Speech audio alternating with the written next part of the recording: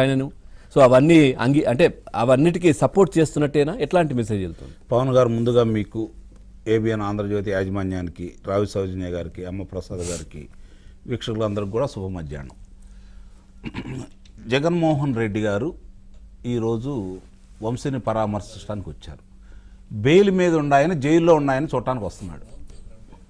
ఇది మూడో పర్యాయం. మొట్టమొదటిగా పిన్నెల్లి రామకృష్ణారెడ్డి, రెండో వ్యక్తి నందిగం సురేష్, మూడో వ్యక్తి ఈరోజు ఉన్నటువంటి వంశీ. ఇప్పుడు చాలా ఉపోద్ఘాతం మనం అందరం చూసాం. ఇక్కడ మీరు గమనించుకోవాల్సింది ఏంటంటే ఘటన ఎలా జరిగింది. ఒకవేళ పోలీసులు కూడా ఇది చెప్పలేరేమో, చాలా స్పష్టంగా చెప్పాడు ఇక్కడ. అప్పుడు వాళ్ళ చిన్నాయన చనిపోయినప్పుడు కూడా గొడ్డలని చెప్పింది చాలా స్పష్టంగా చెప్పాడు. అంటే ఇక్కడ ఎవరన్నా బయటికి వాళ్ళు అబద్ధాలు చెబుతున్నారేమో, వచ్చి పచ్చి నిజాలు జరిగిన విషయాలన్నీ ఆయనే చెప్పగలడు. ఇంకా వేరే వాళ్ళు ఊరు చెప్పలేరు, ఆ పార్టీలో చెప్పలేరు. ఇది గమనించుకోవాలి. ఫిబ్రవరి 19 నాడు పట్టాభి రెచ్చగొట్టాడు, అవునా? 20వ తారీఖు నాడు పట్టాభి అక్కడికి వచ్చాడు. వాళ్ళ మీద వీళ్ళు దాడులు చేశారు. వాళ్ళ కార్యాలయం మీదకి వెళ్ళి, జనాభాని వేసుకెళ్ళి దాడులు చేశారు. ఆ దాడులు చేసిన సందర్భంగా జరిగినటువంటి ఘర్షణలో భాగంగా అక్కడ ఉన్నటువంటి సిఐ కనకారావుకి తల మీద దెబ్బ తగిలింది. అది కూడా తెలుగుదేశం పార్టీ వాళ్ళే కొట్టారు, ఆయన చెప్పేదాని ప్రకారం, అంతే కదా. తర్వాత దళిత సర్పంచ్ సేనయ్య మీద కూడా వాడు దాడి చేయడం కూడా జరిగింది.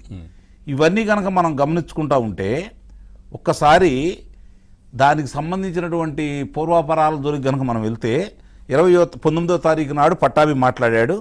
20వ తారీఖు నాడు ఈయన దానికి సంబంధించినటువంటి దాడి జరిగింది, ఘర్షణ జరిగింది. దానికి సంబంధించినంత వరకు తెలుగుదేశం పార్టీ వాళ్ళే వాళ్ళ మీదకి వెళ్ళారు. వీళ్ళ అమాయకులు అసలు ఏం మాట్లాడలేదు, వీళ్ళు ఏమీ చేయలేదు. ఇక్కడ గమనించుకోవాల్సిన అంశం, వీళ్ళు అసలు ఏం మాట్లాడలేదు, ఏమీ చేయలేదు. ఇక్కడ ఈ వైఎస్ఆర్సీపీ పార్టీ ఆ రోజు అధికారంలో ఉండి కూడా, ఎందుకంటే గాంధీ మహాత్ముని వారసులు అనమాట వీళ్ళు. ఒక చెంప మీద కొడితే రెండో చెంప చూపించే రకాలు వీళ్ళు. ప్రజాస్వామ్యతంగా, ప్రజాస్వామ్యబద్ధంగా, ప్రజాస్వామ్యం కోసం, ప్రజల కోసం అద్భుతంగా పనిచేసినటువంటి పరిపాలకులు వీళ్ళు. అందువల్ల వాళ్ళకి ఇలాంటివన్నీ ఏమీ తెలియదు. పట్టాభి అనే వ్యక్తిని అన్ని రోజులు వాళ్ళు అక్కడ ఎక్కడెక్కడ తిప్పారో, ఎన్ని పోలీస్ స్టేషన్లు తిప్పారో అందరికీ తెలుసు. తోటపల్లి కావచ్చు, మిగిలిన సాటకు అన్నిటికీ ఎట్లా తిప్పారో, ఏ విధంగా అతన్ని హింసించారు, అతన్ని అదుపులో తీసుకున్నప్పుడు ఎలా ఉన్నారు, బయటకు వచ్చినప్పుడు అతన్ని ఏ విధంగా కొట్టారో చాలా స్పష్టంగా ప్రజలందరూ కూడా చూశారు. దూషణలు భూషణలు అన్నీ చూసాం. దాని గురించి మనం ప్రత్యేకంగా చెప్పుకోవాల్సిన అవసరం లేదు. మరి ఆ రోజు జరిగిన సంఘటనకు సంబంధించి మేము ఫిర్యాదు వాళ్ళు చేశారు, తీసుకున్నాను. ఎవరిని అదుపులో తీసుకున్నారు? పట్టాభిని అదుపులో తీసుకున్నారు.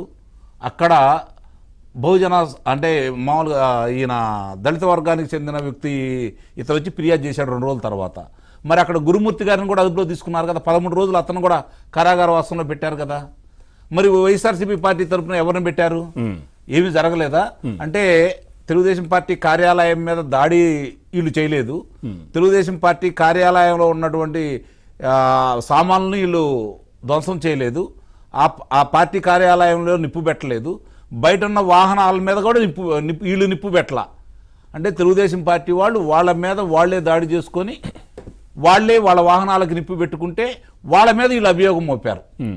అది ఇప్పుడు ఆయన చెప్పదలుచుకుంది. అక్కడ ఇంకో మాట అనాల్సింది, దళితుల్ని అదుపులో తీసుకుంటే, దళితుల్ని మేము మాయం చేస్తే, దళితుల్ని బెదిరిస్తే మీరు కేసు పెడతారా?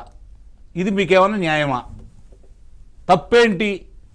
దళితుల్ని కిడ్నాప్ చేసి మేము ఈ పని చేస్తే తప్పేంటి? దళితుడు వచ్చి ఇక్కడ చెప్పాడు కదా. అంటే గతంలో దళితుడైనటువంటి డాక్టర్ సుబ్రహ్మణ్యం గారిని నడిబజార్లో ఏ విధంగా చేశారు, సుధాకర్ గారిని ఏ విధంగా చేశారో చాలా స్పష్టంగా చూసాము. ఆయన చనిపోవటానికి ఆయన అంటే పిచ్చివాడై ఆత్మహత్య చేసుకున్నాడని చెప్పని నివేదిక ఇచ్చారు కదా. అసలు ఆ డాక్టర్ ఎవరు, ఆ నివేదిక ఇచ్చింది ఎవరు? దాన్ని ఈరోజు ఇప్పటి వరకు వీళ్ళు ఎందుకు బయటపెట్టలేదు? దళిత డ్రైవర్ సుబ్రహ్మణ్యాన్ని ఏ విధంగా అయితే ఆ రోజు శాసనమండలి సభ్యుడు